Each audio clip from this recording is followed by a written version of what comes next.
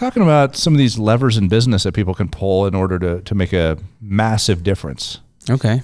So you ready to dive into this? Yeah, let's get into it. Okay. So first one, mindset. Huge. Oh, massive. We've had like Todd Herman, the alter ego effect on the show. We've had some serious mindset people on here. Oh yeah. Your buddy, what's his name? Captain Muscles. John Cheplack. Yeah, John Cheplack. He's my coach. Yeah. He's a mindset coach. He's awesome. That's really what he is. Yeah. So it's interesting because the mind above all else is the ultimate weapon of man. Mm-hmm. On the battlefield and in business. And that is so true. People have this limited mindset all the time. When you think from a position of abundance, it's amazing what happens. Mm-hmm. So, and really what we're talking about, and we talked about this with John, fear versus love. You really only have two emotions, fear and love. If you operate with a mindset of fear, an emotion of fear, really what happens? Fear response, fight, flight, or freeze. And that really limits your business capabilities. Mm-hmm. If you operate from a position of love, of giving, because really love is unconditional giving, okay? It's unconditional giving with complete effort to please the other. So you're giving unconditionally into your business. And then there's another mindset thought.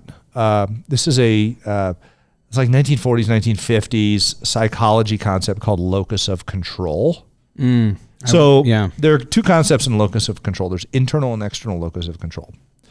And when you look at the mindset of people, if they have an external locus of control in their mind, they are being the victims of their circumstances around them. They're blaming where they're at and what they're doing on everything around them instead of taking control of that internally, the internal locus of control. When they take control of that and they say, I'm going to accomplish this regardless. So mindset, man. Mindset's huge. Yeah.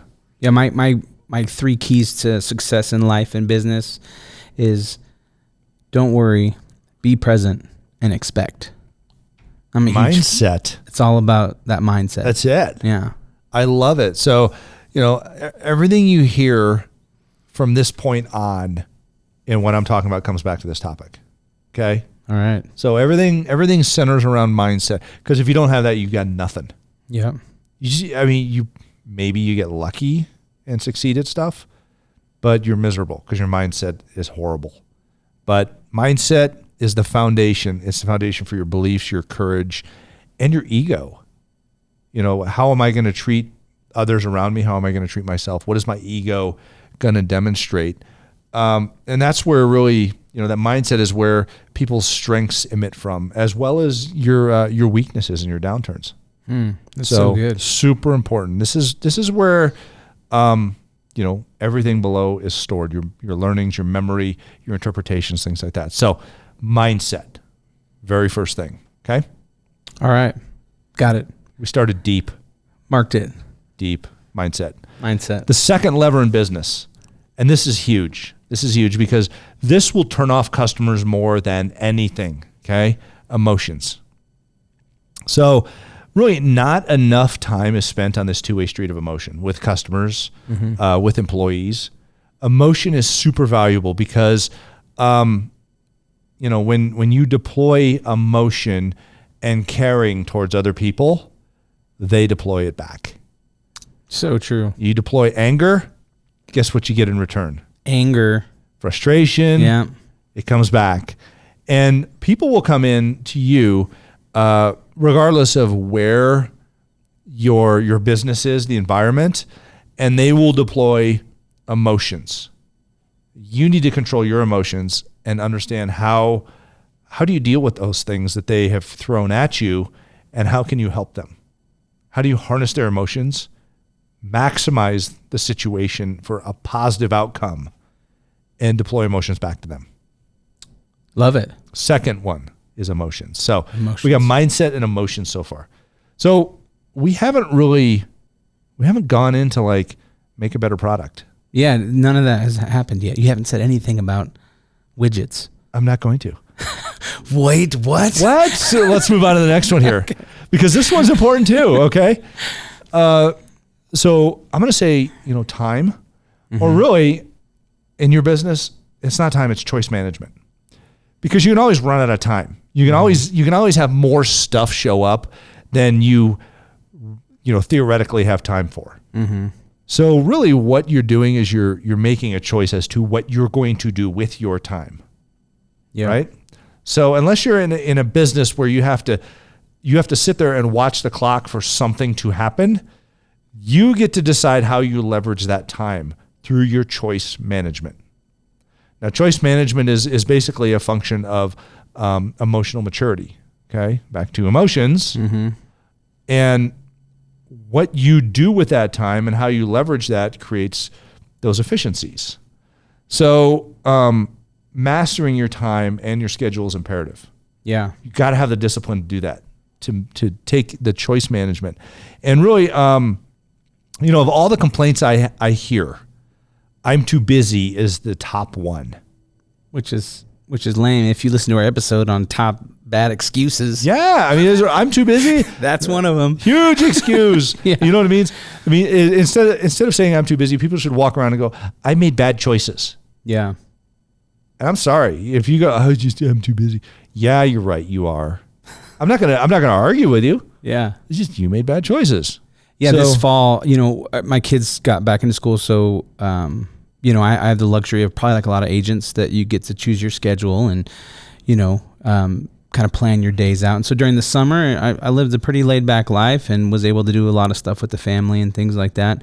But then as soon as school started, I sat down and I kind of rebuilt my schedule, like to say, all right, now it's back to routines in a very more strict manner and whatnot. And like every hour of my day is, planned. Are you looking at my notes right now? No, why? Because that's what I'm about to say. Look at that. So all right. I mean, the best way to overcome this is a time audit. Okay. And we hate the two words, time and audit, right? Because they have these negative connotations. But ultimately what we're doing is we're looking for opportunities in our time. So if we sit down and I created a time audit form a long time ago, and it blocks out every half hour of the day from the time you open your eyes to the time you close your eyes. And what are you doing with that time? Is it productive or is it non-productive? Productive meaning that it attacks one of the goals that you have to accomplish. So if my goal is to reach as many of my customers as possible during the day and connect with them via value, do these things that I'm doing, do that? Do they accomplish that? So I might be creating content. Is that productive? Or that's productive because that content I'm creating is what I can reach them with. I'm delivering that content. Obviously, that's productive, things like that. Right now, productive because we are recording content in order to reach our customers and deliver that value. So ultimately, it boils down to the choice management that you can see with your eyes and you can hold yourself accountable to by taking a time audit and looking at, not just looking forward and saying, here's what I want to do, but looking back and going, did I do it? So how do you manage your choices with that time? Okay. All right. So next one, fourth lever in business, relationships. Okay. It's a huge lever. Oh, it's massive. If you don't have this one, everything else fails. Right. But I mean, all of these are incredibly imperative because if you don't have time, you can't manage your relationships, right? Right. If you can't control your emotions, can't manage your relationships. So really, you have to think of relationships like a bank account. There's compounding interest in a bank account. There's compounding interest in a relationship. How can you invest in that relationship regularly instead of going in and making one giant deposit? Because that giant deposit is not going to compound the interest as well as many small deposits over time. Yeah. Okay. So you need to make a lot of small deposits in those relationships. In fact, we know that it is well over a dozen value deposits in a relationship before that relationship starts paying dividends. Interesting. Yeah. So think of it like a bank account. It's about trying to over deposit the other side of the relationship. So you want to deposit more value than they are. Because then there's always that return of them trying to deposit value back into the relationship. Right. It's called reciprocity. Yeah. And I love too, when someone is just depositing without like it. They're just depositing because, right? Not necessarily thinking like, oh, I want to get something back or I'm trying to receive something. It's just that I want to deposit something because I'm a good person and I want to give back or whatever that is. So it boils down to that whole, that whole concept of the emotion of love, giving unconditionally. Mm-hmm. And this is just, kind of doing that over and over and over again. And that's what creates these relationships. Yeah. That value. So deposit in those relationships every direction you possibly can. I don't care who it's with. It's the guy standing on the street corner holding the sign saying, out of a job and I need $1 to go over here to McDonald's and get a burger. Deposit in that. Yeah. Wave to the guy. Sorry, I don't have a buck today, but I wish you the best. Even if you don't do what they ask, give them some sort of gratitude. Deposit in relationships. Well, and I think what people don't think about a lot is that when you start to deposit and give, it really fills you up. It totally does. It makes you feel better. It makes you feel more positive. It makes you feel, more accomplished when you're giving. And it builds momentum. Yeah. You can go and have the most uncomfortable conversations with people and give the most, awkward seeming compliments, but are received incredibly well when you have momentum going in that. When you're not being the introvert and going, it feels weird for me to walk up to the clerk at Starbucks and go, hey, that's a really, that's a pretty watch you're wearing. Or I love the store you guys have here. And they're like, whoa, I like the store too.